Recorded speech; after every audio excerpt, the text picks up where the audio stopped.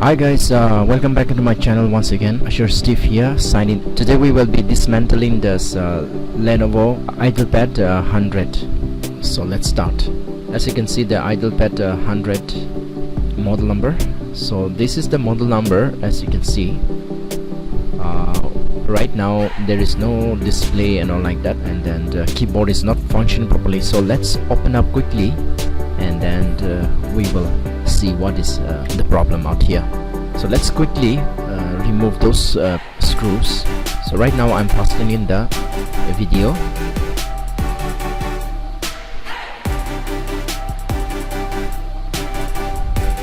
So carefully when you remove everything.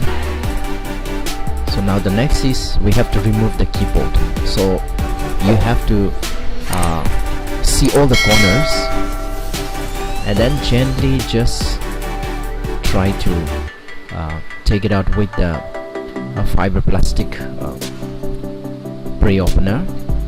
Gently every corner you just tap, and then it will be opened, as you already removed the screw.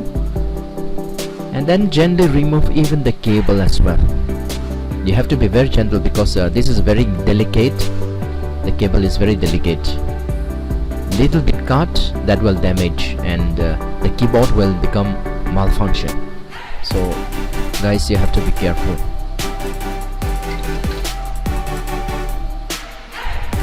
So as you can see, now the keyboard has been removed, but just below there is a one cable which is also attached to this battery,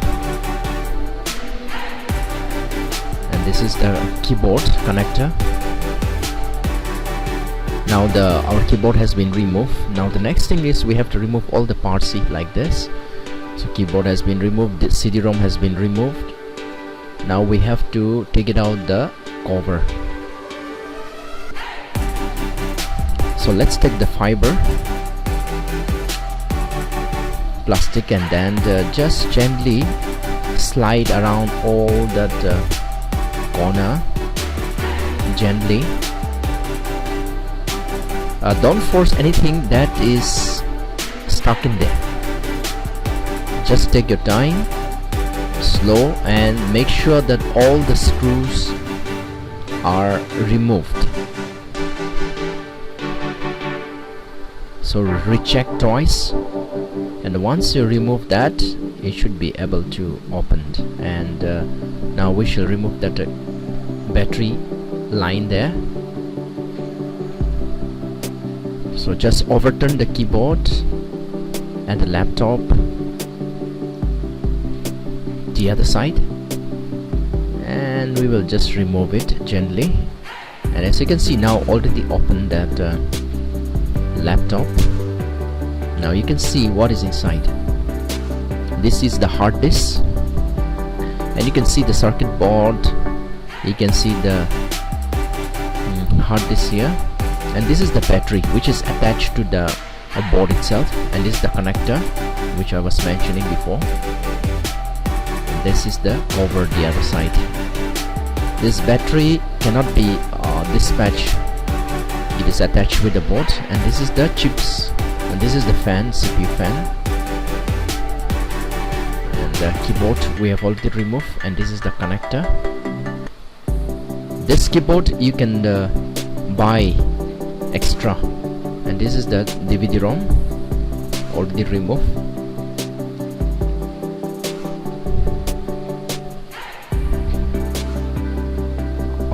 Hard disk is removed, and then we have just back up that data.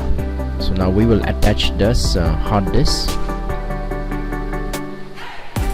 and the previous operating system has been scanned, and then we have back up the data. So now we will just screw back. So I will fasten the video once again.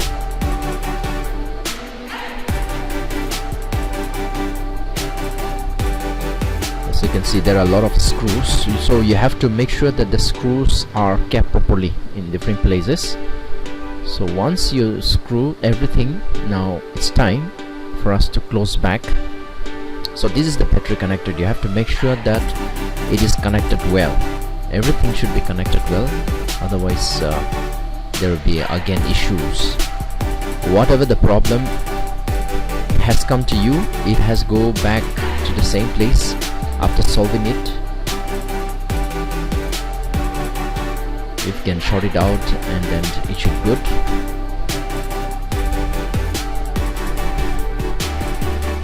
So now it's time, like we have to put back the battery connector.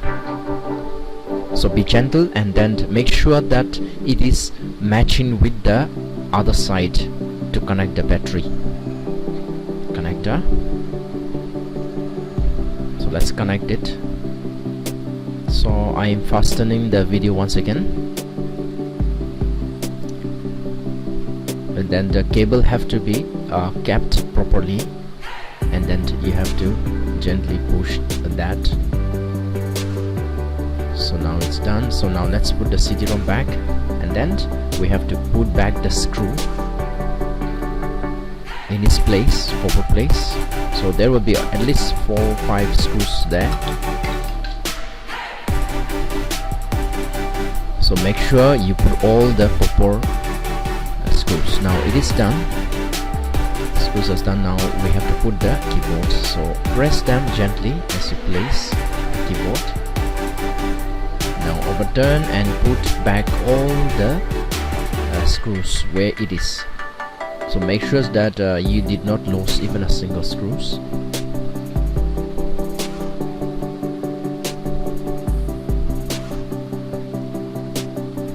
So I will fasten the video again to make it a little bit faster.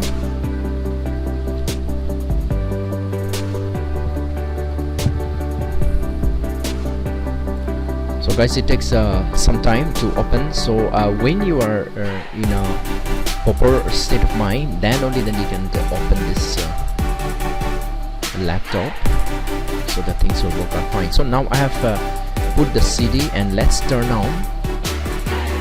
This button is live the left side extreme corner there, so we'll turn on. So as you can see, the display has been already now. So the CD, it's already inside, so it should start running from there. So as you can see, boot from CD DVD, press any key. So to start the installation process now. So give it some time, because it will reboot, and then the installation process will start. So like this friends, like you have to see and make sure that every connection has been done properly. Make sure that that keypad and the mouse pointer and the keyboard make sure it is connected well. So now as you can see, the installation process has started. So we shall start the installation process. Okay, so yeah, so now the installation will let's do the license agreement.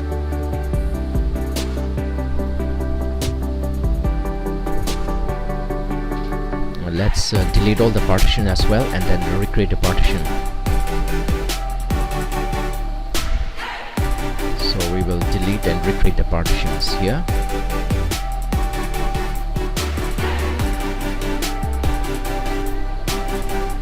So I'm going to fast forward this video as well, so that it will be easy for all of us.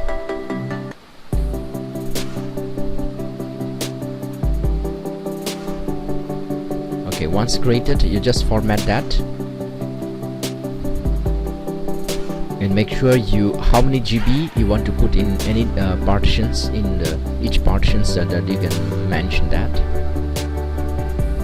So it's always good that you give a sufficient GB. Like in C drive, you just give 100 GB, and the other you can give like 400 or 420 120 GB and all like that. In other drive where you want to store your documents, important files and all like that. We shall select that part. So now you select the right partitions and then the installation process will start. But right now here I am selecting the 100 GB for C drive, and the other I have given to this thing. So installation process started, and this will take some time. So just have your cup of tea, and then when you come it will be done. This video has been informative for you, and I'd like to thank you and see you in the next video.